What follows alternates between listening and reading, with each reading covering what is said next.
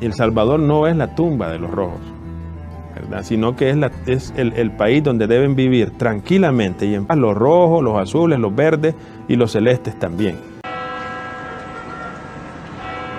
Y en nombre de este sufrido pueblo, cuyos lamentos suben hasta el cielo cada día más tumultuosos, les suplico, les ruego, les ordeno en nombre de Dios, cese la represión.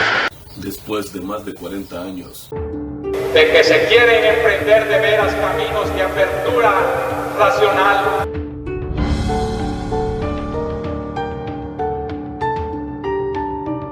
Monseñor Romero, siempre tan presente, siempre tan actual, siempre acompañando a su pueblo salvadoreño. Sigue. Fíjese que Ignacio Ellacuría decía algo, como Ellacuría era bien agudo, ¿verdad? En sus observaciones decía, lo que Monseñor Romero hizo, no lo hizo saliéndose de su condición de obispo, decía, sino llevándola a su plena realización. Responsabiliza a Roberto D'Aubuisson como el autor intelectual del asesinato de Monseñor Romero. El expediente vaticano lo que dice es que la responsabilidad intelectual está en la oligarquía salvadoreña. Sí, porque los autores intelectuales del asesinato de Monseñor Romero se declaran católicos.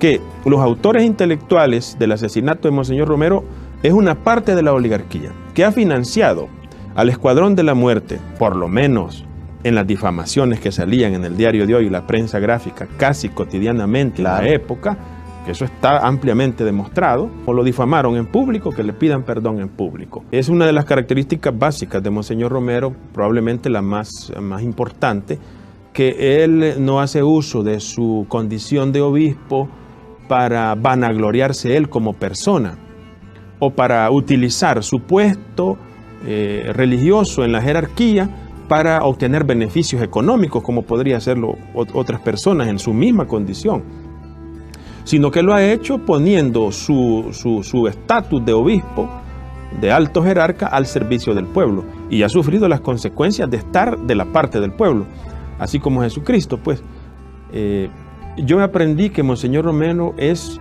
un ciudadano muy serio, un salvadoreño serio, y que eso lo llevó a él a mantenerse en una decisión de ser un buen cristiano, y dentro del cristianismo de ser un buen obispo.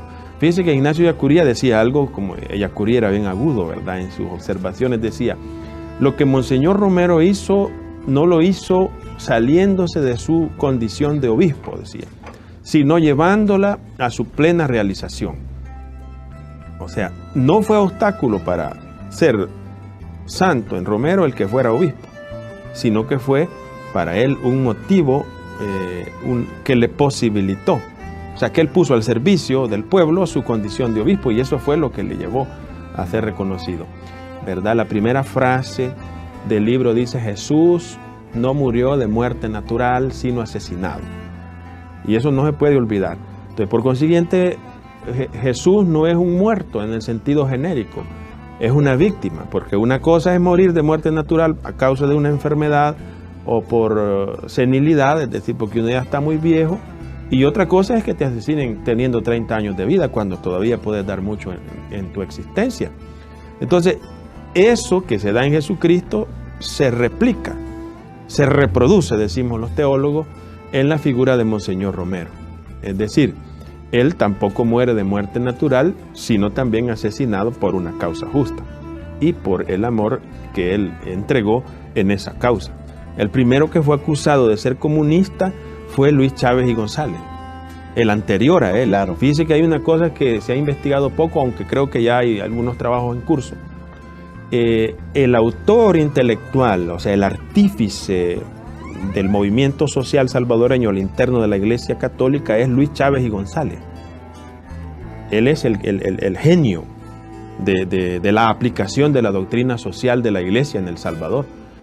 Y como salen ataques de los escuadrones de la muerte y de estos grupos paramilitares que se firmaban como señoras católicas, no sé qué, ¿verdad? Eso, hay cantidad de espacios pagados. Sí. Que un día vamos a hacer una investigación exhaustiva de esa cuestión y lo vamos a publicar, porque el expediente, yo cito eso ahí en el libro, el expediente vaticano no solo responsabiliza a Roberto D'Aubuisson como el autor intelectual del asesinato de Monseñor Romero. El expediente Vaticano lo que dice es que la responsabilidad intelectual está en la oligarquía salvadoreña y que fueron ellos los que armaron, o sea, los que financiaron al mayor Roberto Daguizó para que ejecutara la logística del asesinato. Y luego menciona a otras personas. Bueno, lo primero que no hay que olvidar, y eso hay que mantenerlo firme en una discusión de este tipo, es lo que ya dije. Jesucristo fue asesinado, no murió de muerte natural. Claro. Eso hay que mantenerlo firme, porque si no las personas desligan el hecho fundante, es decir, la muerte de Jesús, con la muerte de los cristianos en el presente. Lo separan como si no tuviera nada que ver y empiezan a hacer acusaciones de que era comunista, de que era guerrillero, etc. Pero si es que a Jesucristo también lo acusaron de ser un disidente, un revoltoso, que pretendía destruir el templo, que estaba organizando un movimiento para desestabilizar la religión de su época. Estoy hablando de Jesucristo, no de Romero. Sí, porque los autores intelectuales del asesinato de Monseñor Romero se declaran católicos, cristianos.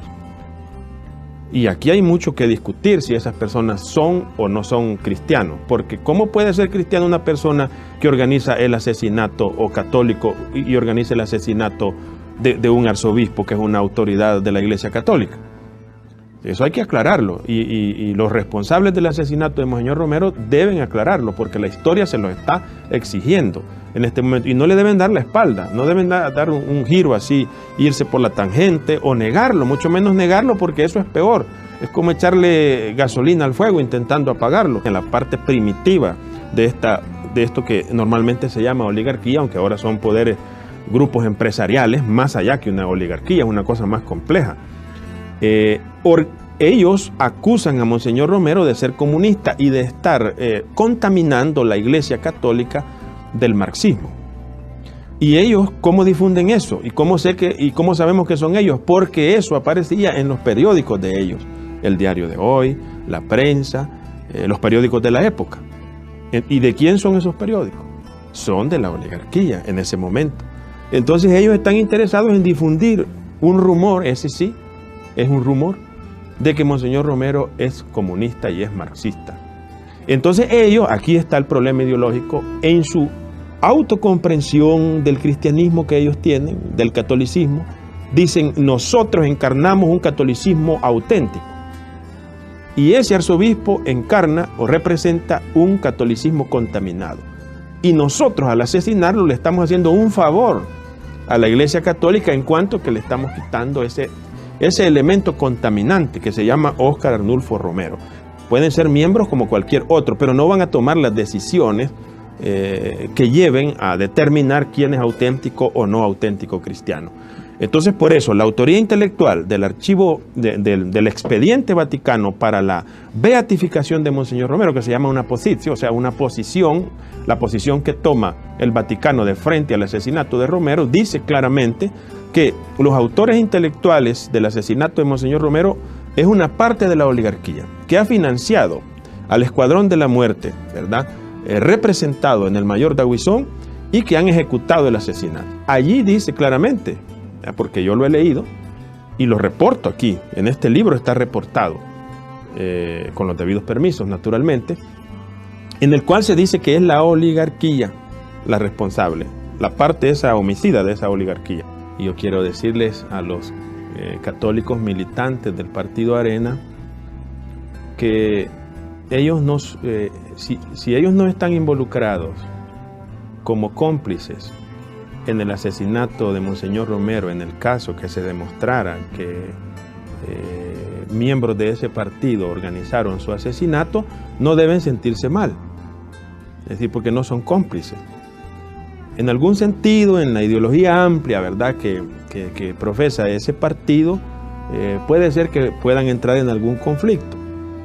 Pero la segunda cuestión que hay que decirles es que ellos, los miembros católicos del Partido Arena, pueden pedir a sus dirigentes que reformen el partido, que renuncien al himno violento que tienen, ¿verdad?, que acepten públicamente alguna responsabilidad, por lo menos en las difamaciones que salían en el Diario de Hoy y la prensa gráfica casi cotidianamente en la época, que eso está ampliamente demostrado, que pueden pedir disculpas, perdón en público, así como lo difamaron en público, que le pidan perdón en público. Y que no tienen ningún problema en el sentido de que la Iglesia Católica tiene una cantidad de santos, pero uno no está obligado a ser devoto de todos los santos. Nadie, ningún católico tiene permitido ir contra las disposiciones de la Iglesia en términos de su doctrina. Quedaría fuera de la Iglesia. Hay muchas personas que no analizan eso. Por decirle algo, hay personas que no son devotas de Escrivá de Balaguer, de San Escrivá de Balaguer, que es un santo pues muy querido en los niveles oligárquicos, un Opus Dei, el fundador del Opus Dei. Pues sí, pero yo no puedo decir que ese no es santo. Es un santo de la Iglesia, aunque yo no sea devoto de él. Pero yo debo aprender a respetar. Es que el problema en El Salvador es ese, que las personas se mueven mucho por sentimientos y se dejan manipular la cabeza y calentar la cabeza por los que tienen los hilos, los que manipulan el artefacto y nos hacen pensar de distinto modo. Entonces, decirles a los católicos, miembros del Partido Arena, que no están obligados a ser devotos de Monseñor Romero, pero sí están obligados a aceptar las disposiciones de la Santa Sede y de la Iglesia, porque si no lo hacen están fuera de la comunión de la Iglesia, ¿verdad? Es decir, se salen de la comunión de la Iglesia. Entonces, en este sentido, sería pues deseable que las bases del Partido Arena le pidan a sus dirigentes que reformen el partido, que le den un aire más moderno. Ese proceso es necesario en El Salvador, y lo digo con mucha honestidad, incluso para las bases del Partido Arena. El Salvador no es la tumba de los rojos, ¿verdad? Sino que es el país donde deben vivir tranquilamente y en paz los rojos, los azules, los verdes y los celestes también.